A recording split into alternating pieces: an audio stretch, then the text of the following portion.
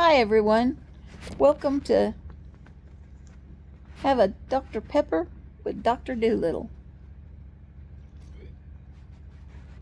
Today I'm going to talk about when I moved to Alabama when I was 16 years old and tell you the story about the damn Yankee that went to Alabama.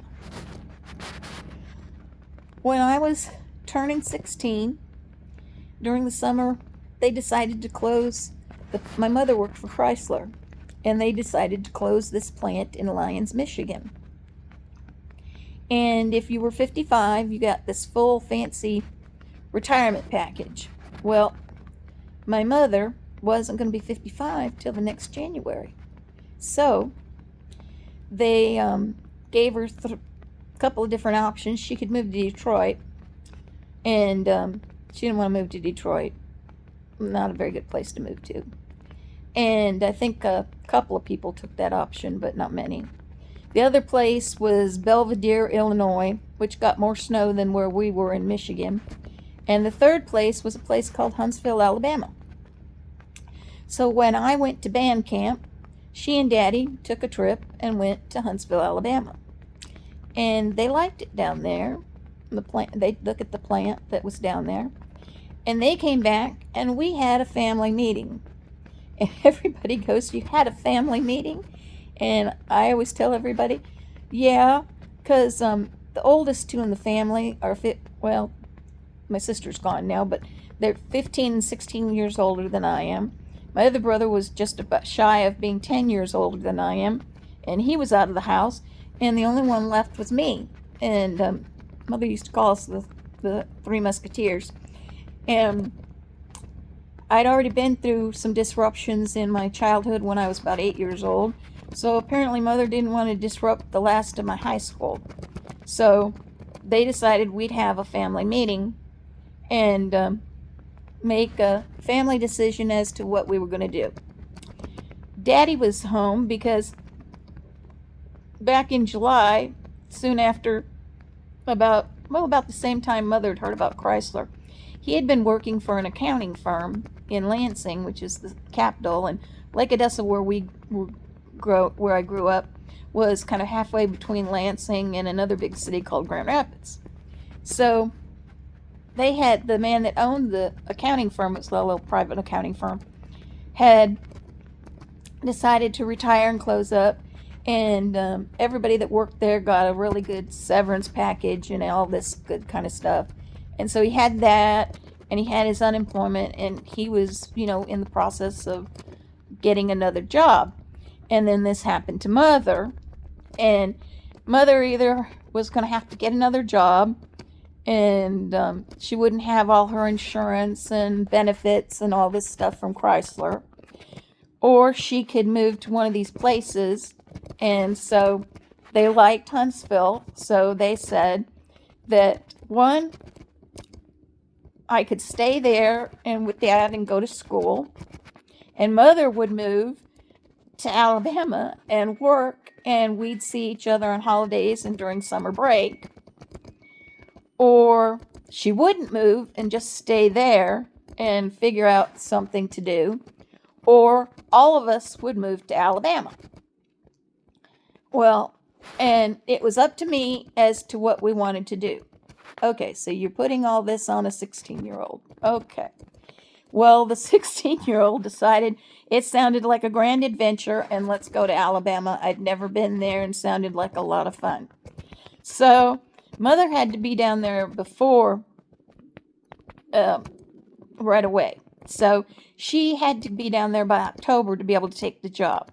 So Daddy and my brother moved her down there to like a little duplex area, and she started work in October. And we went down at Thanksgiving and saw her, and then Christmas they brought her back up home, and we spent Christmas in Michigan. And between Christmas and New Year's of 79 and 1980, we all moved down there and stayed in this little duplex because they hadn't gotten a house or anything yet, and they still owned the house in Michigan. So there we were. and they went and signed me up to go to Bob Jones High School because they had gotten a duplex in Madison, Alabama, which is just outside of Huntsville.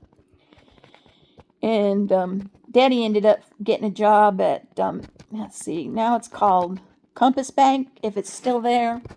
And at the time it was called Central Bank. And he worked in the collections or accounting or something there. And so everybody had a job. I had a school.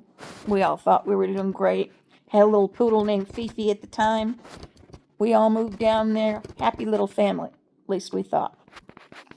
Anyway, and so turns out I was leaving in the middle of a semester in Michigan.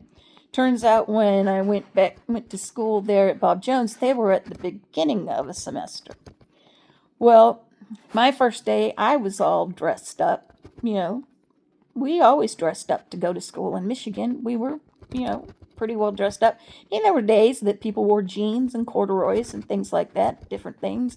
But, a lot of times we wore dresses and stuff. Heck, we wore dresses in the fall when we were marching out on the pavement, practicing for band. We had dresses on. Dresses and shoes, and we were out there marching in our dress shoes and our dresses because it was dress day, and everybody had their dresses on and a coat to keep warm, and we were out there wearing our dresses and marching in our dress shoes because it was dress day, so we were in our dresses, or there was something that we needed to be dressed up for that day, so and the flag people and stuff were already used to being half dressed anyway because their little costumes that they wore, they were always kind of half there in their little costumes that they wore out on the field. So they were kind of used to being, cold or whatever. But anyway, I digress for a minute. And so there I was. And my first class for the day was can't remember if it was math or science, but the same teacher taught both of them. Her name was Mrs. Gay, short little woman. And I did not like her. If you can actually say you hated somebody, I kind of disliked her much. She would show you, like, on the board, exactly what was in the book, but not explain it. She'd just copy what was in the book up on the board and then tell you to do your homework. I've never had a teacher do that. Never. They always, would go into further detail and show you how to do stuff. She just showed you what was in the book and do the problems. And she was I know she was probably a very smart lady. Everybody talked about her and how smart she was and nice she was, and they just loved Mrs. Gay. No. Rest her soul, she passed away, and everybody talked about her on Facebook, and they were also said she died, and blah, blah, blah, blah, blah. And I hate to talk ill about the dead, so I won't say so much more about her.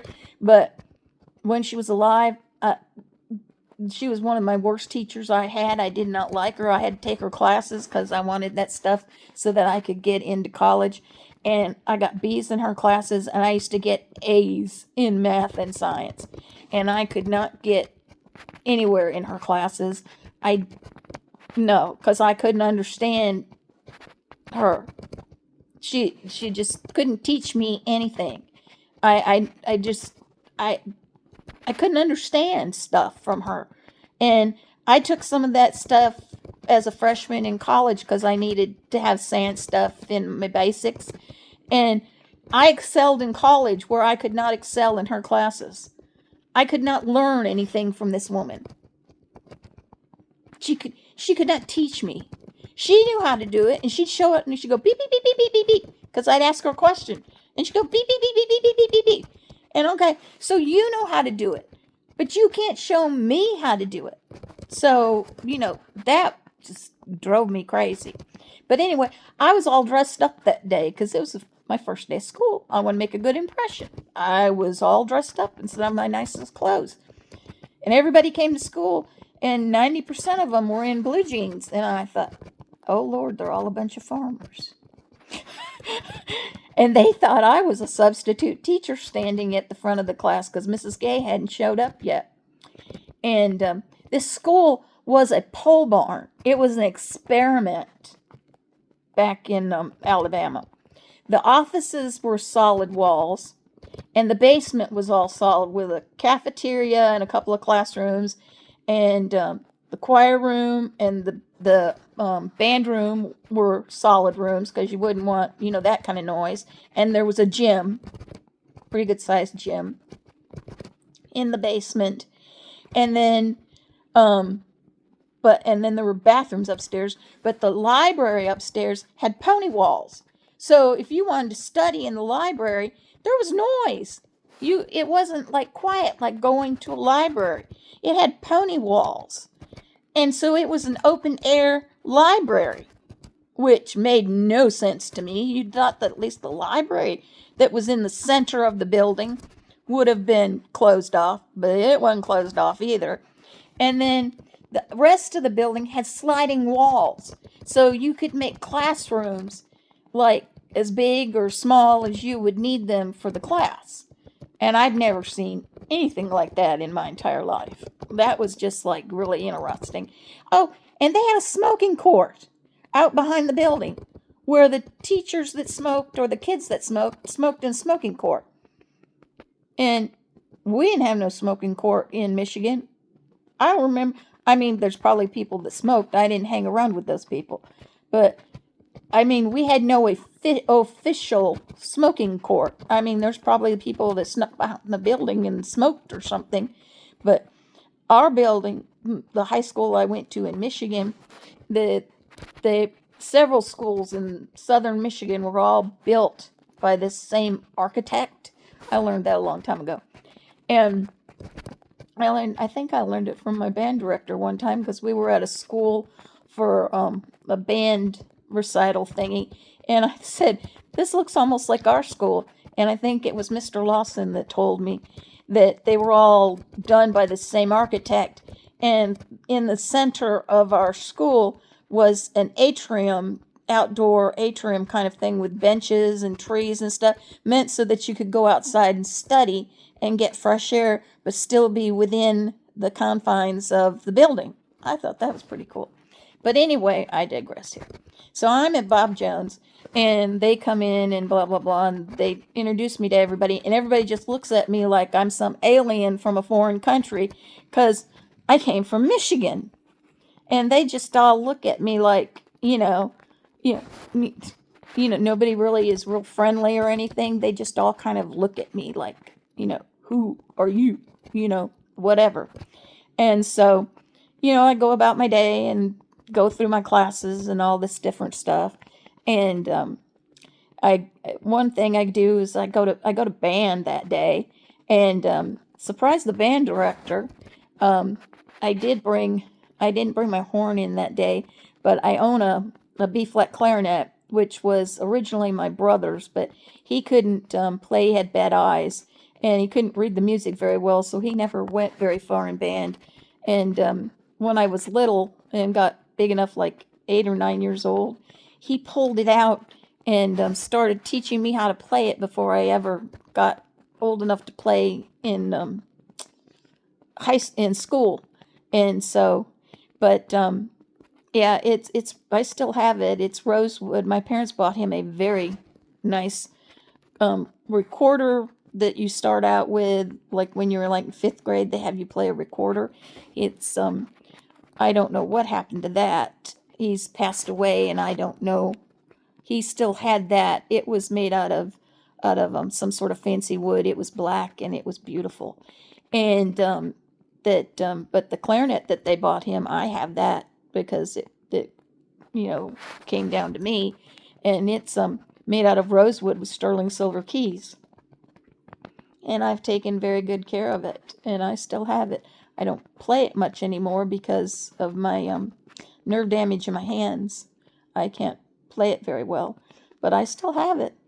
But when we were in Michigan, and this is one of the things that the people in Alabama didn't like. But anyway, the band director that I had, sometime long before I was ever in band, decided that clarinets and flutes didn't make enough noise on the field, and he made them he had all the clarinets and flutes players and stuff learn how to play a brass instrument to make more noise So you either learned how to play a sax or a trumpet or something like that. And he kind of knew what he wanted different people, what he thought they would be able to play or wanted them to play. And he kind of had me learn how to play a saxophone.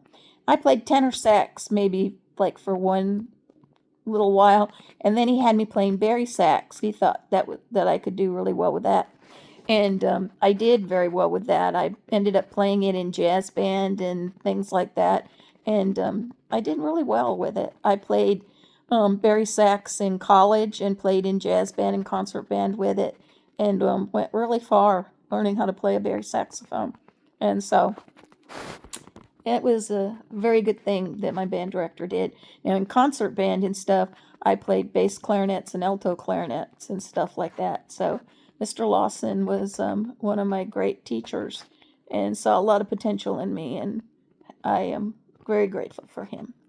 But yeah, I went into band, and his name was Mr. Davis. He's a pretty cool dude, and he went and he was he was really cool. He was kind of wasn't really tall, wasn't really short, and he was one of the few black teachers there.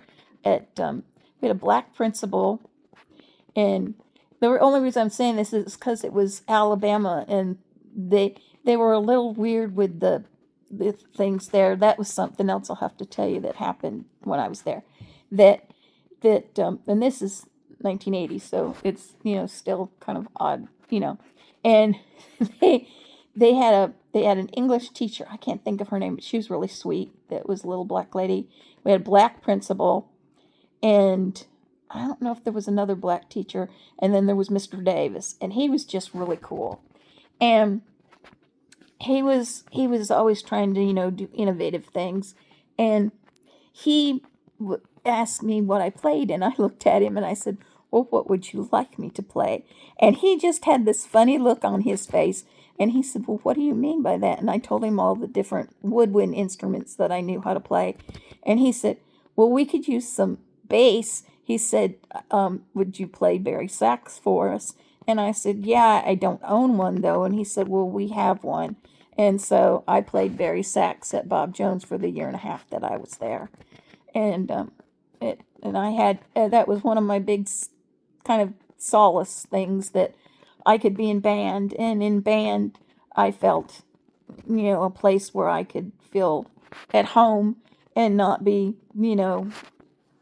not feel isolated or put upon, or feel the thing where that a couple people had called me a damn Yankee, and continued to call me that for a year and a half, and harass me. Well, several people did, and at least in band, I could get away from all of that and feel a lot better. And we used to high step in Michigan, and swing our horns and twirl our horns and do a lot of crazy stuff and out on the field. And I was talking about that, and somebody said, well, Alabama A&M does that. And I said, oh, that sounds cool. They must be a really neat band. Well, Alabama A&M is a black college where only black people went to college there. And I said, oh, I'll have to go watch them sometime. I bet you they're really good. And somebody back then, in the old days, you've got to remember it's 1980, said they're an N school. And I said, oh. They said, N schools march like that. We do not. And I go, well, then apparently you're not talented enough. They got PO'd at me because I showed them how we march in Michigan. They said, we don't do that here. And I go, well, why not? And then that's when they said, black schools do that. And I'm like, well, apparently then black schools march pretty smart down here then, because that's the way most schools in Michigan, whether they're black, white, purple, green, or blue. I said, high step marching is, and when I went to university, we did both. We high stepped And we didn't do a lot of swinging and twirling, but we high stepped and we slow stepped. I forget, glide. I think it's called glide step. Sorry, my phone slipped. And we glide stepped. So yeah. But I thought that was the most ridiculous thing I'd ever heard of. But they didn't like that. Oh, no, no, no. Yeah, damn Yankees said stuff like that. Oh, they didn't like that at all. Nope. Nope, nope, nope, nope. That was bad. And, oh, yeah. And speaking of black things, this was a little bit funny and a little bit scary. My sister-in-law had grown up in Lansing in the 70s. So, a little more racial in the 70s, and especially in Lansing. And she went to one of the roughest high schools in the city called Sexton. And you just didn't go into the bathrooms and stuff by yourself back then if you were kind of pale like I am. And so she told me that not to go into the bathrooms by myself and to be careful if and there I was just, I'd never the school I went to in Michigan was a small town. And not that I'm racist, which I'm not, but we had Hispanic people in Lake Odessa. There was an area of Lake Odessa that had some Hispanic people. I have a friend named Annette and Mary and a couple other people, but I never had any black friends. We never had any black. Excuse me, I had a hiccup. But we've never had any. Nope, never had any black people. The only black person that was ever in Lake Odessa that I can ever recall was our postmaster, and he lived in the county seat in Ionia. And you used to see black people in Lansing and Grand Rapids, but nobody black ever lived in Lake Odessa. So anyway, Bonnie told me all these horror stories, and what was somebody 16 supposed to, naive and blah blah blah.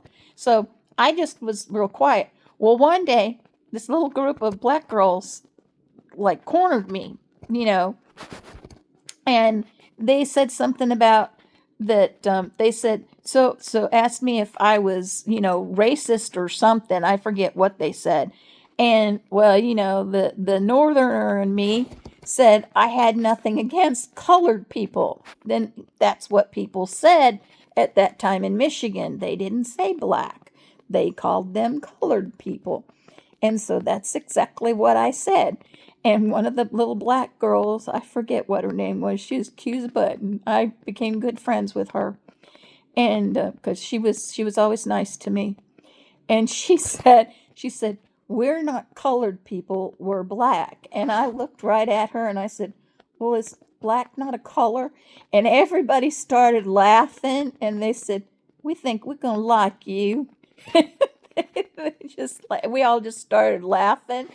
And I think I became pretty good with all the black girls there at Bob Jones because they thought they understood that I wasn't being racist or anything. I was just being my natural self, that's where I came from. And I said okay. And I said, I'm just using the word that I know of from where I came from. I said, I'm not racist or anything. I just said, that's the word we used when we were in Michigan. And they said, well, in Alabama, we're black people. And I said, well, okay, that's what I'll say from now on. And so that's what I did. And they just laughed and thought it was funny. The person from Michigan called them colored people. And they just kind of laughed a little bit. They thought it was funny. But that was one of those things. But most of the people weren't, very friendly. They all called me damn Yankee, especially this one boy named Davy. He was a ROTC person. They called him, the ROTC stood for ROTC. It was this little military thing there, and I think they had a class and like an elective, and then it's supposed to have prepared you for going into the military, or you could, when you went to college, you were on your way to becoming an officer in the military or something. I didn't quite understand the whole bit, but yeah, they were like military things. They wore little soldier uniforms, around school and everything. We didn't have that up north. Never heard of it before till I moved to Alabama. But they all went around him and a couple of his little boo-bahs calling me damn Yankee all the time. Used to piss me off. Caused me to have nightmares and all sorts of stuff. Used to harass me all the time. And people used to pick on me because I was chubby and all sorts of crap like that. One person was really nice to me. Her name was Lynn, and she was very pretty. She was on the dance team. She was one of the sweetest little people. And Sister Ann's pretty nice too. And then there was a boy named Tony. His skinny as a twig, and he was pretty nice. And my favorite teacher was Mrs. Gonzalez. She taught English and she taught Spanish. And my senior year, I took Spanish. And she had me, I was like in Spanish 1 in the fall. And she thought I was doing so well that she gave me Spanish 2 in the spring. And gave me the senior medal for Spanish when they gave out senior awards for the spring. So I thought that was pretty cool. I took Spanish when I was in college and did really well too. So I thought that was pretty neat. She was very proud of me. I liked her. She and Mr. Davis were two of my favorite teachers. I didn't like the principal very much. My daddy didn't either. Because we heard a couple of the boys that were at Bob Jones, you could sign yourself in and out. At Bob Jones, most of the time you had to have a note, to sign yourself in and out, that if you were ill or were going to go somewhere or had a doctor's appointment or needed to do something. Well, not too far from school, down the road and out on the highway, there was a place called Thomas Pitt Barbecue. Best barbecue you ever had. And guy that went to school there now has all the recipes for it. And it's called Turkey's Barbecue. If you're watching this and you're anywhere near Huntsville, Alabama, go eat at Turkey's Barbecue. It is the best barbecue you have ever ate in your entire life. He's got all the recipes from the original barbecue place that went out of business. And yeah, it's delicious. But I digress here again. But anyway, they went and had barbecue. And they got caught from just going to have barbecue and during their lunch hour, and they got paddled. Senior boys, okay? 17-year-old people. And I told my daddy, and my daddy called Mr. Bradley, short little black man that was our principal, and told him that if he ever hit his daughter, it'd be one of the last things he ever did in his lifetime. And Mr. Bradley came into my study hall. Because, see, in Michigan, there was no, once you got, I think that we had some corporal punishment a little bit in junior high, but that was like 6th graders. I don't ever think they hit 7th or 8th graders, I think. And, well, I think actually they hit 4th or 5th graders because he was the principal of the 4th and 5th grade building that was next door. But I don't ever remember hearing anybody like 7th and 8th grade ever getting paddled. I don't even think a 6th grader ever got paddled either. They were like 12. But anyway, once you got to high school, if you got in trouble, you went into what everybody called the rubber room. And basically it was just a classroom where they blacked out all the windows, and when there was a little slight window in the door. And instead of sending everybody home, because they figured some people acted up just so they would get suspended. And so instead of suspending everyone, depending on your offense, that's how many days you would end up spending in the rubber room, that you went in there and you did all your homework for your classes. The teachers gave the teacher that was in charge of the rubber room, knew what your assignments were. And we had a first, second, and third lunch. And the second lunch was usually for people that had study halls and stuff like that. Well, they went to second lunch, and whether they were going to go through the line and get food or not, they still had to go through the line, all single file, and sit at the table with everybody until lunch was over, and then they went single file back to that. They got passes, I guess, to go to the bathroom or stuff like that, but all day they were in there all by themselves with, whoever was supposed to be in there. There was usually about maybe 4, 5, 6 people in there that was in trouble at one point or another, and it was called in-house detention, and it was pretty good deterrent. But that's what, they figured, you were an adult person. You don't hit an adult person anymore, And so that's what, it was done. And so there wasn't, you don't hit an adult person. So anyway, I had told my daddy, well, see, I'm 62 years old. I have never been hit in my entire lifetime. When I was a little teeny child, I don't know how old you might try to hit somebody, maybe 3 years old or something like that. I'm not sure. My daddy had one of those little flippy house shoes, where the front of it's closed and the back of it's open.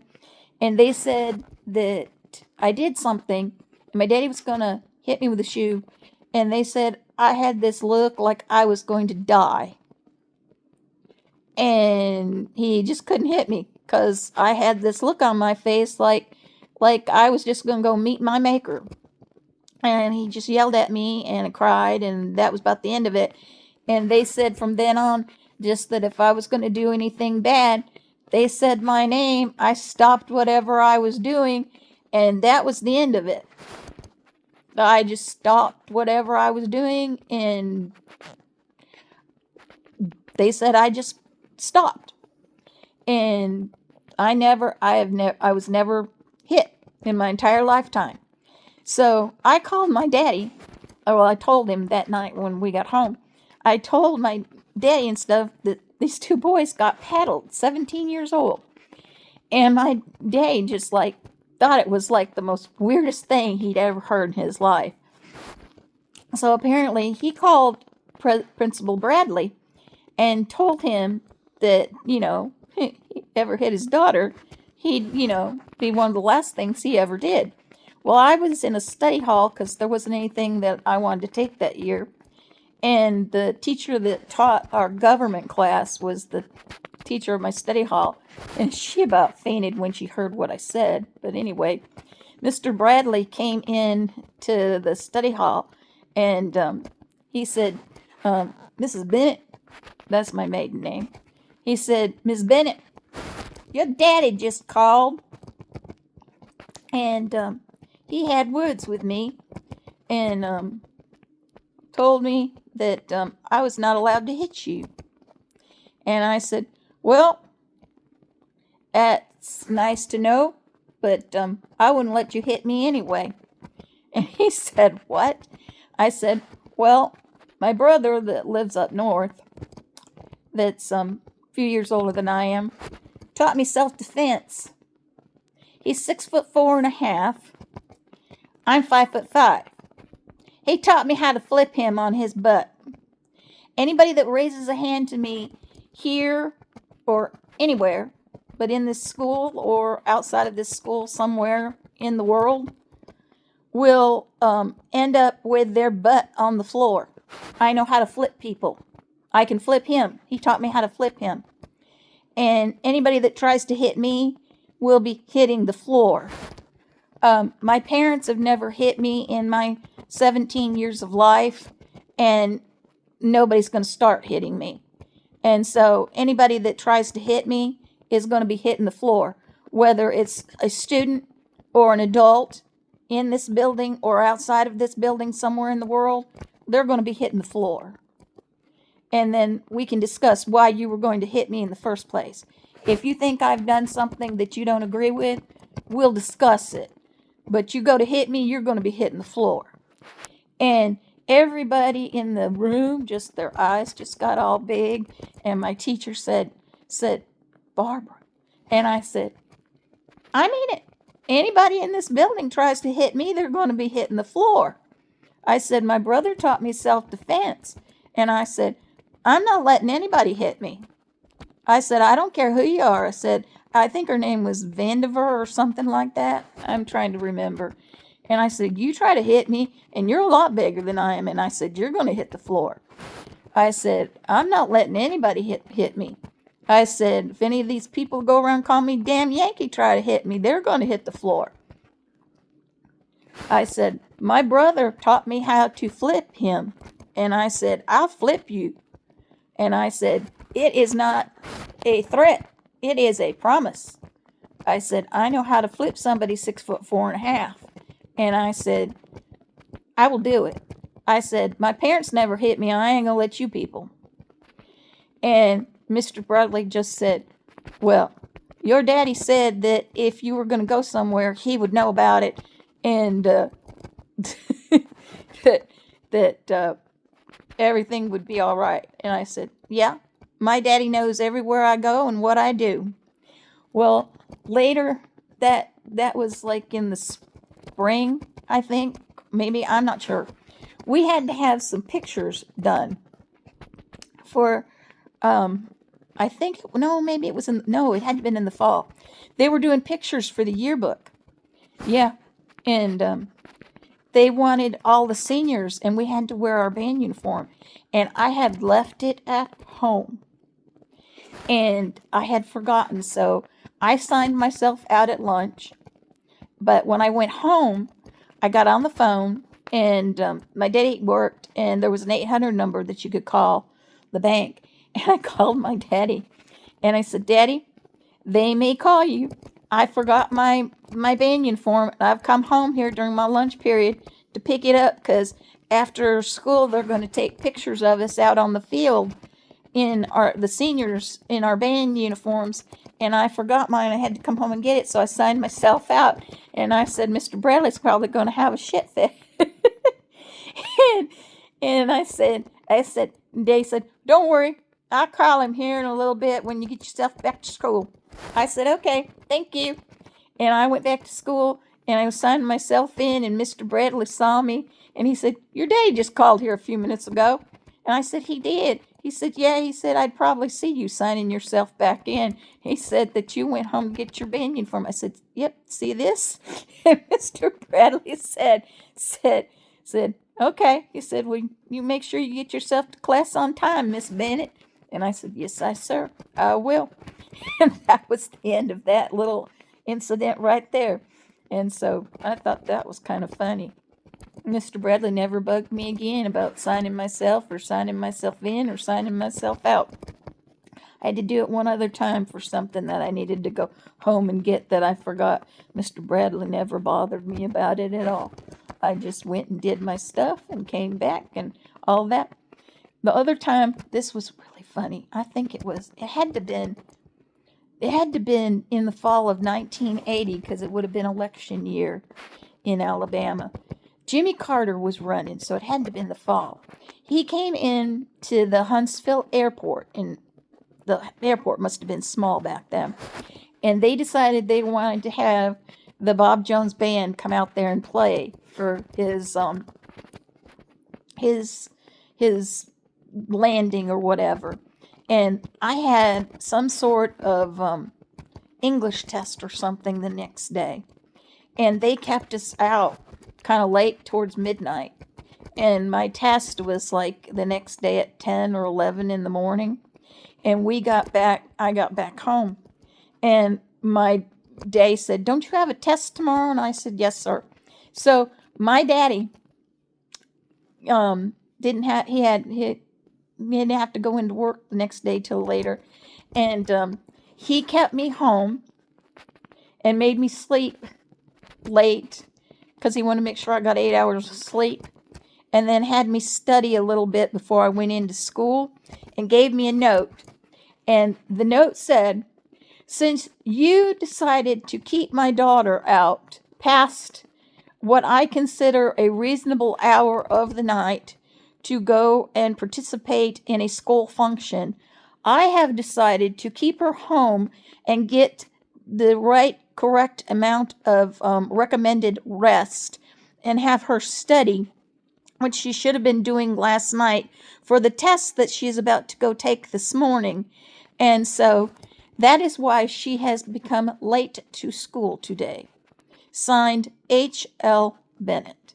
And I about died laughing when I read that thing, and that's what he signed. He told them because they kept me out late, that he kept me home, made me sleep, and made me study for my test before he let me go to school.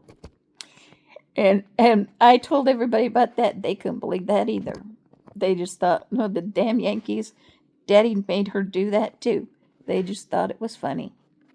But anyway, I just was so glad when I graduated from that school. And it was just the craziest things happened there. Then when we graduated, they told Mother they didn't do anything. They didn't have open houses and stuff. Then a bunch of them had these little teas and like little party teas. But nobody had open houses like they had in Michigan. So we didn't have those. So I just had a little party at home because my brother came down and with his kids, and we had our own little family party. So that's another thing that they kind of snubbed me on. But they had teas, but they didn't let us know to have a tea. So I got screwed then too. Everybody wanted to do something nasty to me then.